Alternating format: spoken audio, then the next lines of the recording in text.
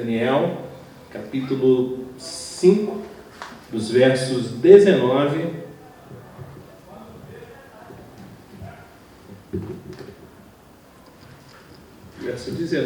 ao 31.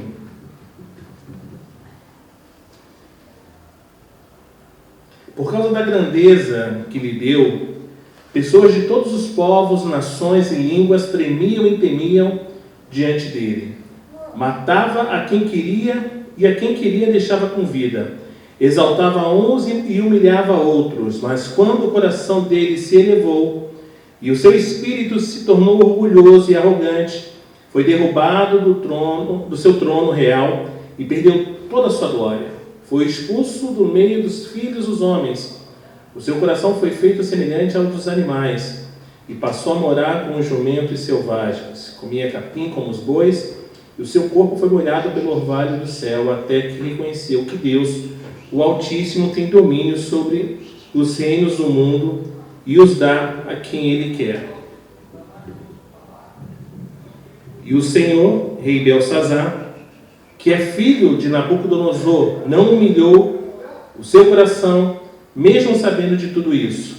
Pelo contrário, se levantou contra o Senhor do céu, mandando trazer os utensílios do templo dele, para que o Senhor, ó rei, e as suas mulheres e concubinas, juntamente com os homens importantes do reino, bebessem vinho neles. Além disso, o Senhor deu louvores aos deuses de prata, de ouro, de bronze, de ferro, de madeira e de pedra, que não veem, não ouvem e não sabem nada.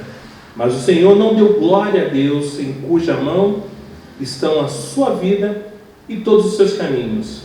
É por isso que ele enviou aquela mão que escreveu na parede, e o que está escrito é isto: Mene, Mene, Tekel e Parsim.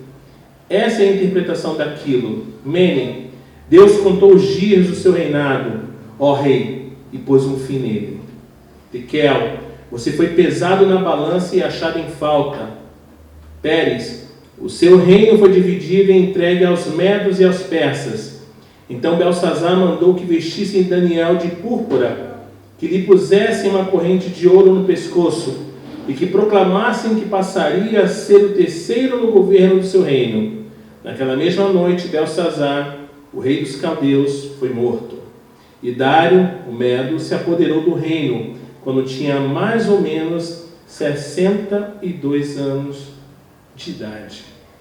Foi Jeremias, irmãos, o profeta que enviou as cartas a Daniel e aos exilados na Babilônia. Quem escreveu Jeremias, capítulo 17, versos 9 e 10, que leio. Enganoso é o coração mais do que todas as coisas e desesperadamente corrupto. Quem poderá entendê-lo?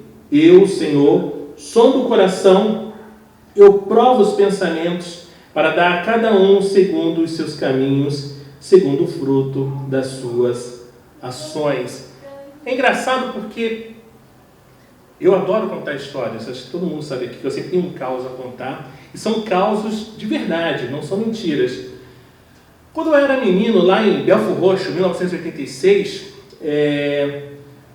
não parece, imaginem vocês, mas eu era um pouco travesso, né? Não parece, mas era um pouco travesso. E minha mãe, ela trabalhava nessa época e não queria que os seus filhos, né, suas crias, ficassem brincando na rua com os meninos da rua. Eu não sei o que ela via, talvez algum tipo de doença contagiosa, alguma coisa do tipo, que viesse me tornar alguém não muito legal para a sociedade, enfim. Mas eu teimava em sair para brincar de pique-pega, pique-bandeirinha, pique-esconde, esses piques da vida, que você nem imagina o que é. Então, certa vez, minha mãe me pegou na rua. E assim, as mães dessa época, elas não são igual às mães dessa nova geração. As mães da minha época não tinha tempo ruim, era gritos. Era entra agora! Tá fazendo o quê?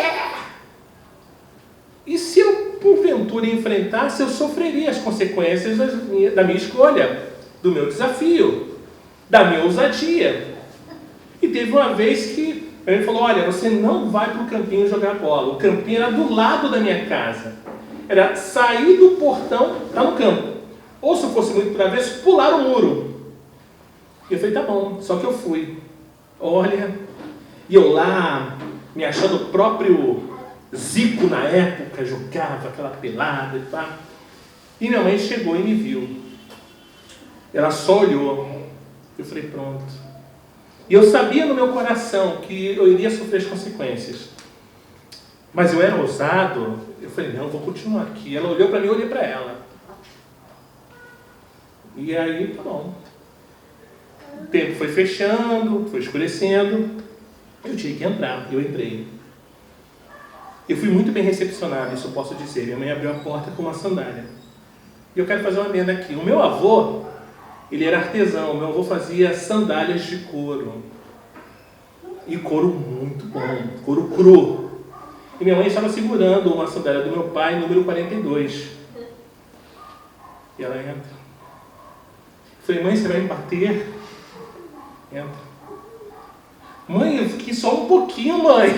Começa, né? Você começa a negociar. Mãe, foi só um pouquinho. Passa. E minha mãe não é muito de falar. Minha mãe não usa muitas palavras, não. São apenas palavras. Mãe, por favor. Agora. E ela foi ficando exaltada. E eu falei, o que eu faço? Finge que desmaio, que estou passando mal. E aí eu passei e apanhei bastante. Mas a questão toda é que nesse interim eu sabia das consequências que eu poderia vir a trazer para a minha vida, que era apanhar, que era... Minha mãe nunca puxou minha orelha, minha mãe batia bonito, né? E ainda assim eu quis arriscar. O engraçado é que na história que nós estamos lendo, do capítulo 5 de Daniel, Belsazar sabia das consequências. Ele foi alertado, mas ele não quis saber, ele não se ligou, se tocou na história da sua própria linhagem. O que aconteceu com Nabucodonosor. Ele quis fazer a festa, ele quis fazer a pulpare e não quis esquentar a cabeça com isso. Não esquentou com as consequências das suas atitudes. Daniel, ele tinha a mesma perspectiva do coração humano. E aqui ele confronta Beltesazar, que era um rei pagão, a respeito do estado do seu coração. E Daniel falara no momento em que o coração de Nabucodonosor, que era ancestral de Beltesazar, mas quando o coração dele se elevou e o seu espírito se tornou orgulhoso e também arrogante, ele foi derrubado do seu trono real e perdeu a sua glória. E ele prossegue e proclama no verso 22 e 23. E o Senhor, rei Beltesazar, que é filho de Nabucodonosor, não humilhou o seu coração, mesmo sabendo de tudo isso. Pelo contrário, se levantou contra o Senhor do céu, mandando trazer os utensílios do templo dele, para que o Senhor, ó rei, as suas mulheres e concubinas, juntamente com os homens importantes do reino, bebessem vinho neles. Além disso, o Senhor deu louvores aos deuses de prata, de ouro, de bronze, de ferro, de madeira e de pedra, que não veem, não ouvem e não sabem nada. Mas o Senhor não deu glória a Deus, em cuja mão está a sua vida e todos os seus caminhos. A mensagem não poderia ter sido mais clara e objetiva. Quando as pessoas elevam o seu coração contra o Senhor, contra Deus, elas serão julgadas de acordo a isso. Porque todos nós precisamos saber, e saberemos, que o Altíssimo governa o reino da humanidade, e sobre ele constitui a quem quer. Gosto muito da forma como o tiozinho Daniel inicia sua resposta ao rei. Nos versos 17 ao 23, ele incorpora a figura do pregador ousado. Uma paráfrase das suas palavras ao rei no verso 17, que eu li semana passada, soe mais ou menos assim: você fica aí com todas as suas roupas e joias, ou ao que parece, há um bom número de bobos da corte ao seu redor nessa noite, que talvez apreciassem receber uma última lembrança da festa. Quanto a mim, ó rei, não faço questão desse tipo de coisa. Para falar a verdade, faz tempo que esvaziei a minha gaveta de roupas finas. Lerei a mensagem para você, mas pode ficar com seus presentes. Ou seja, não se preocupe em dar nada, mas o recado vai ser passado. E a passagem se refere a Beltsazar como o filho de Nabucodonosor, o qual, de igual modo, recebe o título de seu pai. Agora, como entender isso, já que entre esses dois personagens há uma distância de várias gerações? Os fatos aqui registrados, irmãos, em Daniel, são historicamente inexatos? Não. O objetivo é apenas que entendamos Beltsazar como filho de Nabucodonosor, do mesmo sentido que cada um de nós é filho daqueles que ocupam a linhagem dos nossos ancestrais.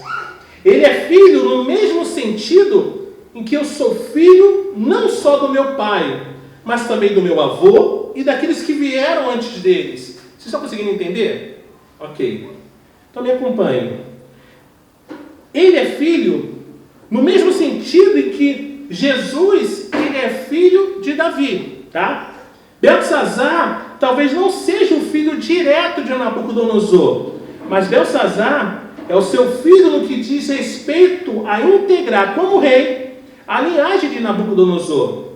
Em certo sentido, Beltsazar não apresenta nenhuma semelhança com Nabucodonosor.